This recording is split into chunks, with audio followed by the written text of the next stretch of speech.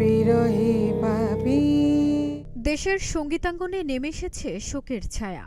না ফেরার দেশে পাড়ি জমালেন ২১শে পদকপ্রাপ্ত বিশিষ্ট নজরুল সঙ্গীত শিল্পী ডালিয়া নওশীন।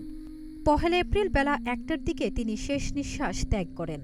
মৃত্যুকালে তার বয়স হয়েছিল ৭১ বছর।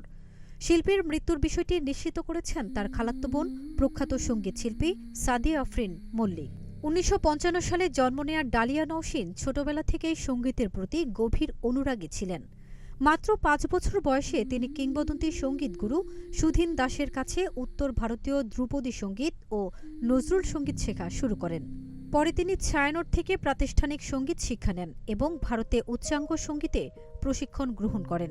মহান মুক্তিযুদ্ধের সময় তিনি স্বাধীন বাংলা বেতার কেন্দ্রের কণ্ঠযোদ্ধা হিসেবে দেশের স্বাধীনতার পক্ষে গান গেয়ে মুক্তিযোদ্ধাদের অনুপ্রাণিত করেন। সঙ্গীতে অসামান্য অবদানের স্বীকৃতিস্বরূপ ২০২০ সালে তিনি লাভ করেন দেশের অন্যতম সম্মাননা ২১শে পদক। তার কণ্ঠে নজরুল সঙ্গীত যেমন ছড়িয়েছে অনুপ্রেরণা, তেমনি মুক্তিযুদ্ধের সময় তার গান জুগিয়েছে সাহস। এই গুণী শিল্পীর মৃত্যুতে দেশের সঙ্গীতাঙ্গনে তৈরি হয়েছে এক অপূরণীয় শূন্যতা। ফারজানা নিকিতা, নাগরিক প্রতিদিন।